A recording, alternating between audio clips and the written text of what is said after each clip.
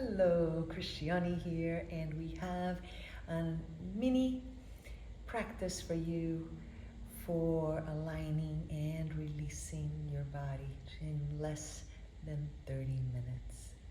We will be doing some openings of the hamstrings so that your lumbar can be nice and happy. We will be doing a few little twists so that your internal organs can receive that benefit. We will be bringing some back bends to invigorate to the whole body, bring some oxygen into the lungs and the thoracic spine. And then we're going to close with a little bit of hip care. You will need a strap, a blanket, and your mat. And that's it. So I will see you as soon as you gather up these toys. Straighten out your right leg and draw the left knee into your chest. And now as you do, feel that thigh massaging the organs, massaging the ribs, yeah? And as you do, notice that the left hip is going to want to hike up a little bit, so go ahead and encourage it to go back down. And now notice that my right leg, it's very much engaged. It's as if I had sandbags here. The inner groin's moving down towards the inner heel. The toes are open as if I'm standing in Tadasana. This is like Supta Tadasana, half of it, yeah? And just breathe like so. Continuing to draw that left knee into the chest.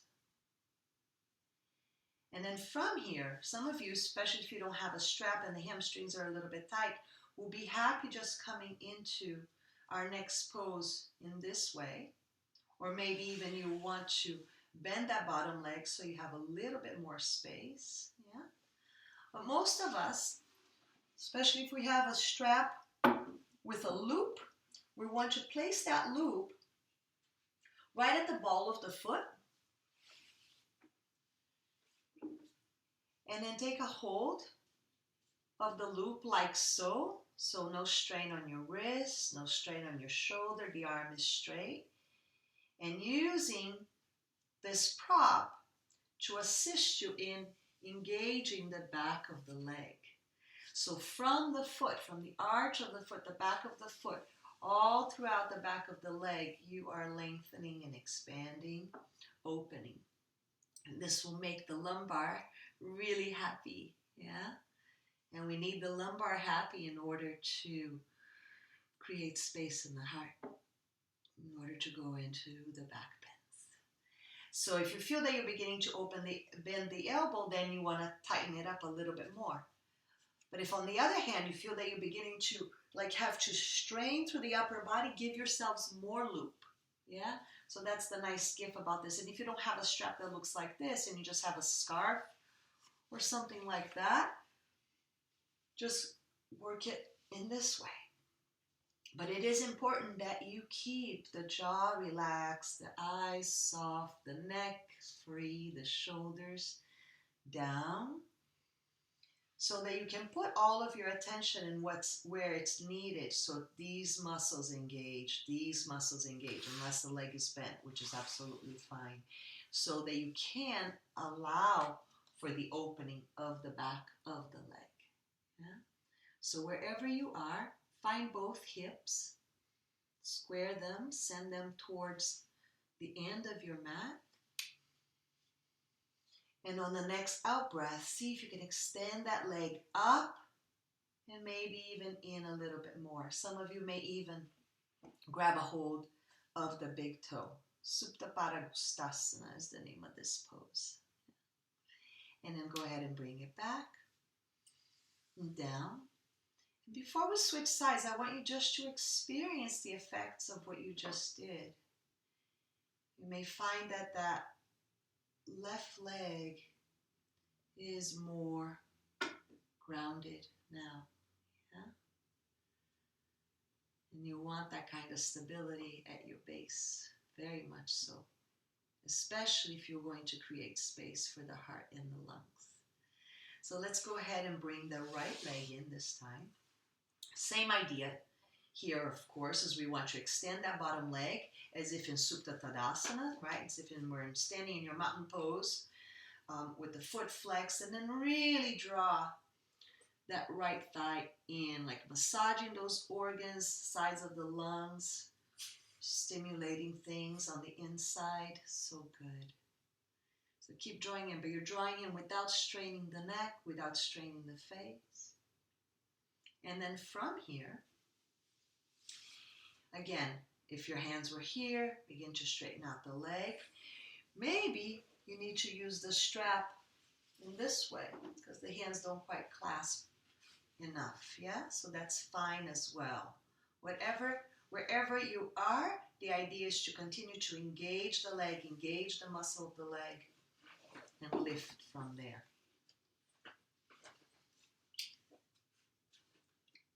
So the strap, you really want it at the ball of the feet, not at the arch of the feet, not at the heel either. Okay, and then you tighten as much or as little as it's needed to engage the muscles, to lengthen the back of the leg without straining the upper torso. So if both legs are straight, you are working both of them equally as much. The arms can be out to the side. If there's room behind you, you can straighten that left arm back behind you. Breathe. Encourage that right hip to drop, the inner groin to drop.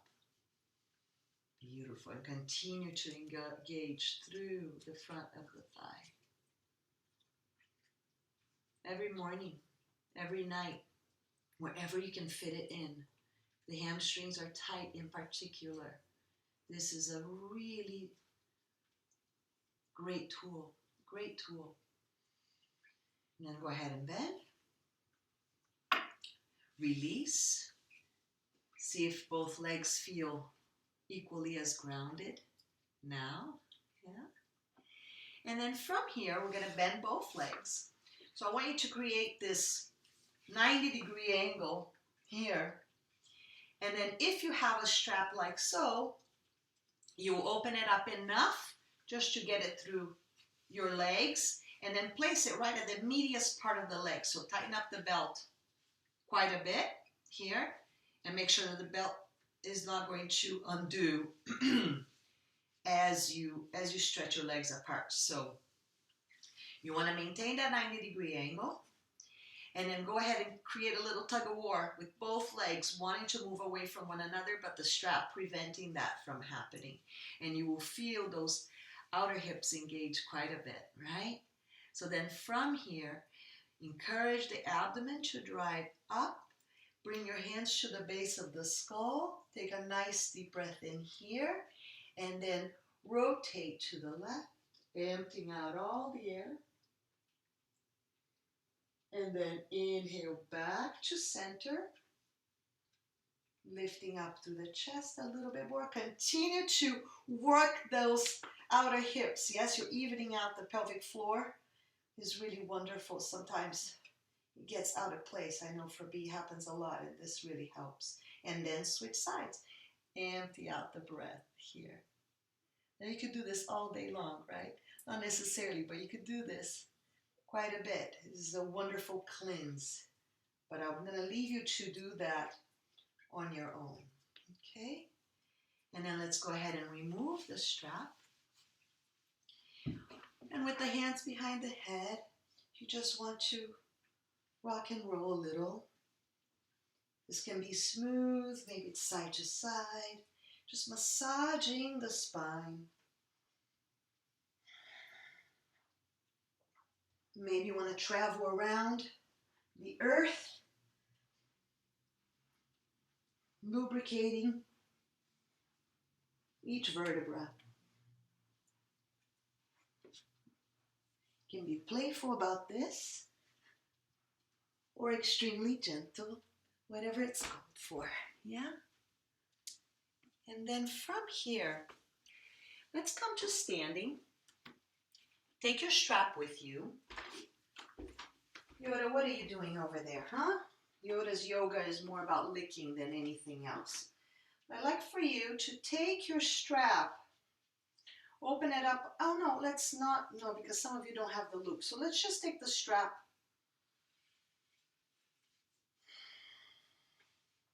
like so, yeah? So bring it right in front of you. Oh, I have to face the sun. This is just such a gift. Right in front of you, the daffodils are still there with all the snow we had. So your hands are in alignment with your shoulders, yeah? And you do like a little, again, that little tug of war there. The hands want to come apart, but the strap won't let it.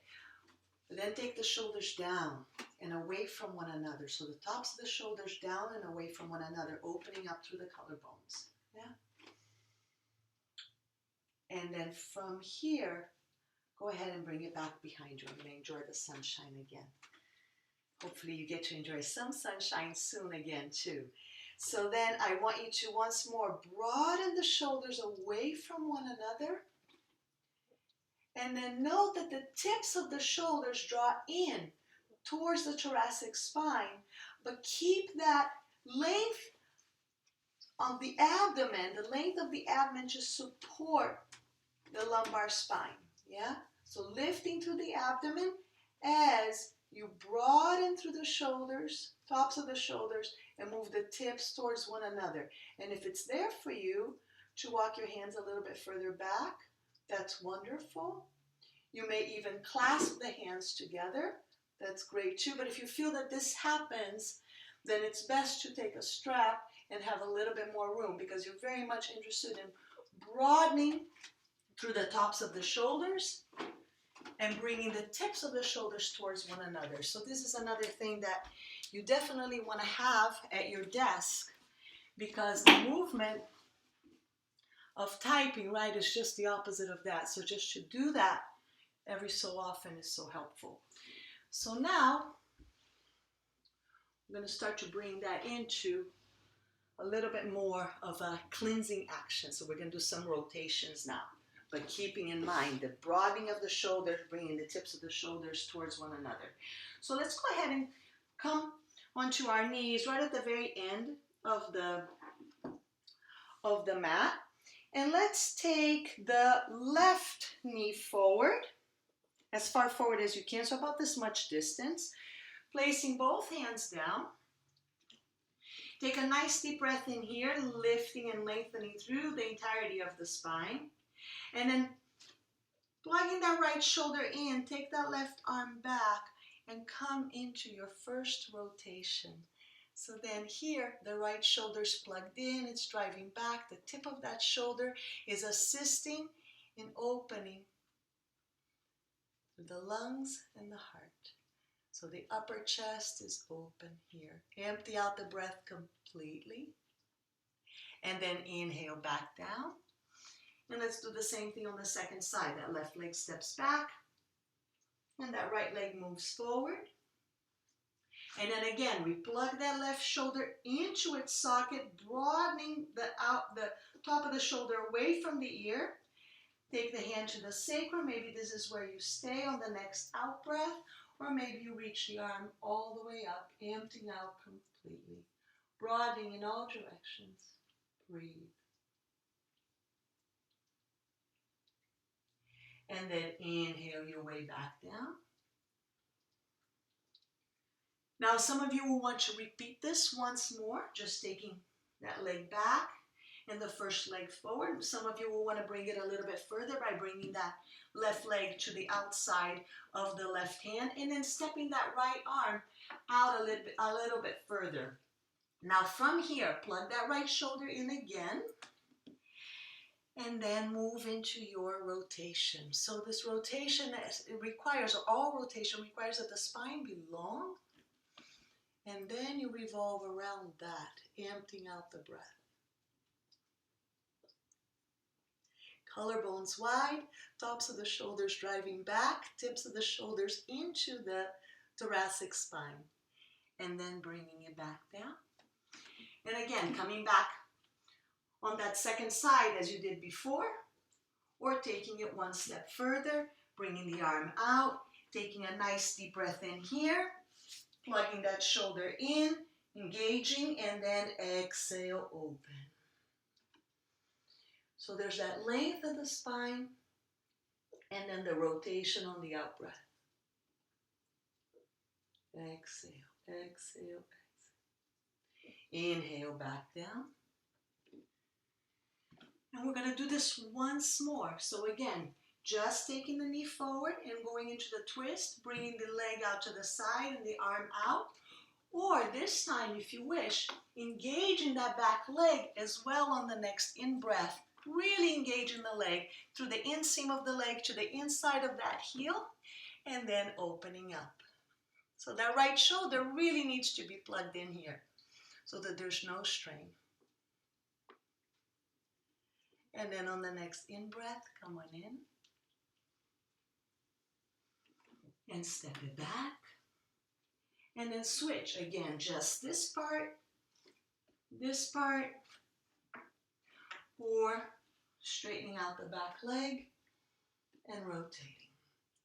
Collarbones are wide, tops of the shoulders moving away from the midline, tip of the shoulder moving into the thoracic spine, opening the heart. And then inhale your way back. And take just a little moment of a release of a child's pose here.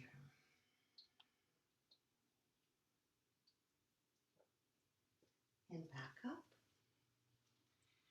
Now this time, we're going to go into Setubandha Sarvangasana. This is, to me, a dream of a spring expression. Sarvangasana alone is the queen of all poses, shoulder stand. This one is just what often was called bridge. Those of you who are not very familiar with Setubandha Sarvangasana, watch me first. You can watch if you have your device up high.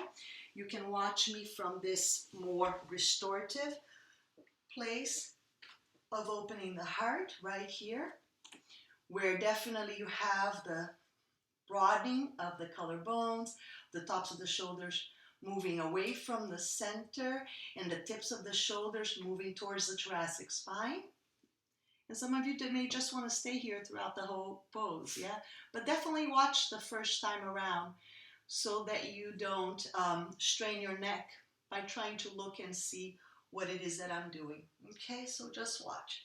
So for this pose, I'm going to have my head on the ground. In fact, this pose is really not used. The blanket, the prop is not used in this pose at all, but I like to use it because it gives me more of a stretch for the neck and more of a lift for the thoracic spine, which is definitely what I'm after. So it's a wonderful prop to use, but it has to be used in the proper way. The head is on the ground and the tops of the shoulders are well onto the prop, okay, for the pose that we're doing. Keep the strap handy. You may want to use it. And then from here, just watch. I am going to pretend there's a string, lifting my navel up, bringing those hips up high, and then from there I'm going to lift up to the chest, walk the shoulder in, lift up to the chest, walk the shoulder in.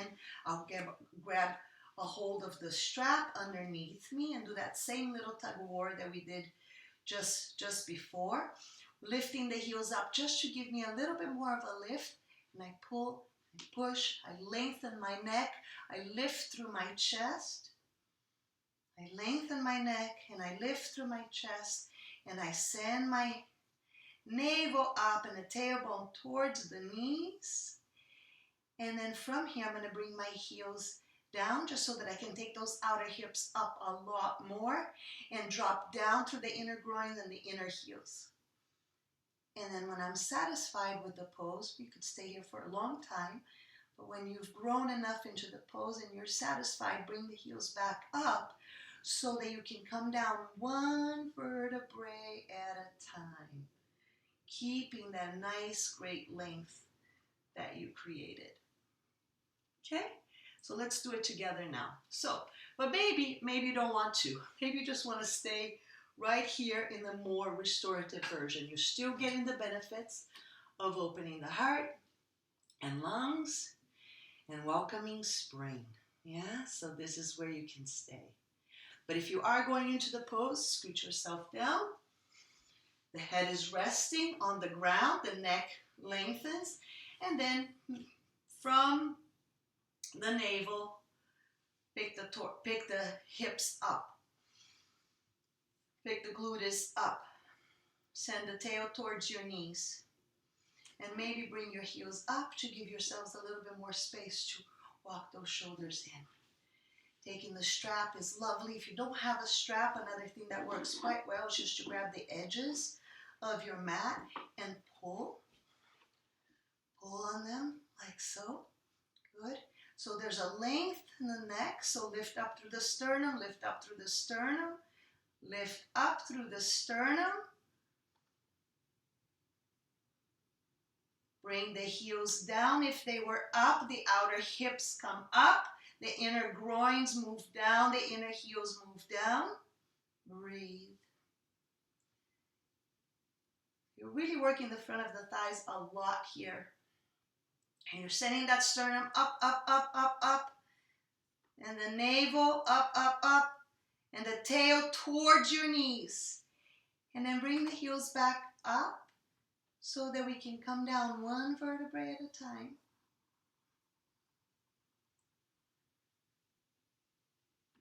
And then you can scoot yourself back and join those who are in the more restorative type of back bend. So you see this is spring right here.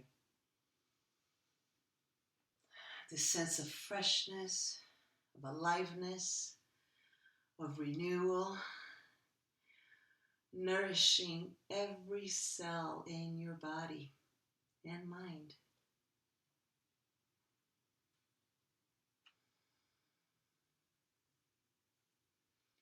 And when you're ready to come out of that, roll onto the side, take a moment, and bring yourselves up. You can bring the prop to the side. You can come back into your hands and knees. Take your left knee forward. Walk the left foot in and step that right leg back for Ekapada Raja Kapotasana, half pigeon pose. Yeah? For those of you who find this not to be accessible to you, no problem. You can do it right from here. Yeah? Wherever you are working on releasing those hips. One beautiful way to do this is to keep that back leg really engaged, yeah, especially if you're in this prone position, really engaged, even as you take it back down. Keep it alive and well. If there's too much room between the hip and the ground, and you feel uneven through your hips, you can use this prop, right? The abdomen is lifting up. You're not dumping onto that right side. You're encouraging that left outer hip to travel to the left corner of the room. The inner groin of that left leg moving towards that left knee. And then you can bring your forearms down to the ground. You can rest your head down. You don't need the prop. You just will move it out of the way. The inseam of that back leg lengthening out. And those of you who are in that figure 4 position, just keep those feet alive. Keep broadening through the pelvic floor. And release the jaw, release the neck, release the shoulders. And then as you're ready, find your way back up.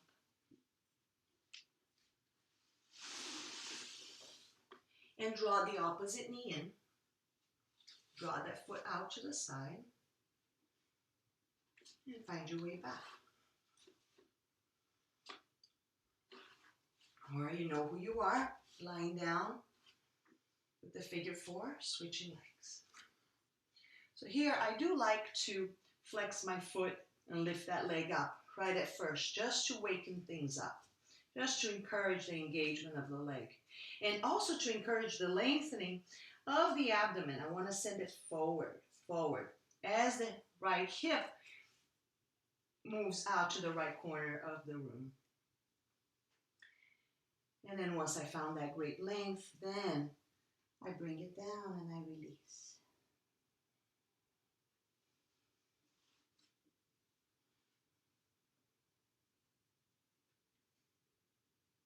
So we shed the winter coat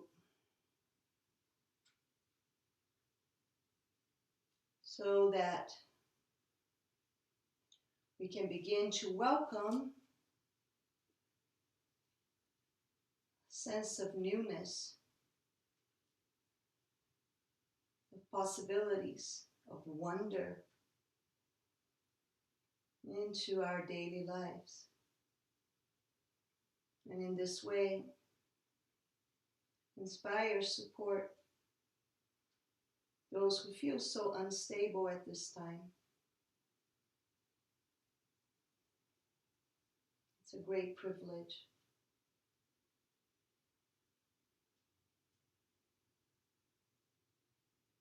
To work on ourselves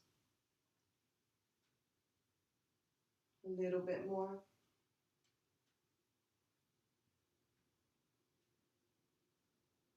Each day. Not from a place of criticism, from a place of responsibility. Take that back leg in. Now, those of you who have plenty of time for Shavasana, then I'm going to encourage you to set yourselves up in the following way. Just take your blanket, and with your head on the blanket, you can rest in this way, and maybe straighten out the legs. Yeah, I need a little bit more. Just there. And then here, there's really nothing to do, no place to go. At least a few minutes, or maybe 15 or more. Just feeling held by the earth, yeah, supported by that. And those of you who do have to carry on with the rest of your duties, then just roll onto the side along with me. If you did go down, let's take a seat.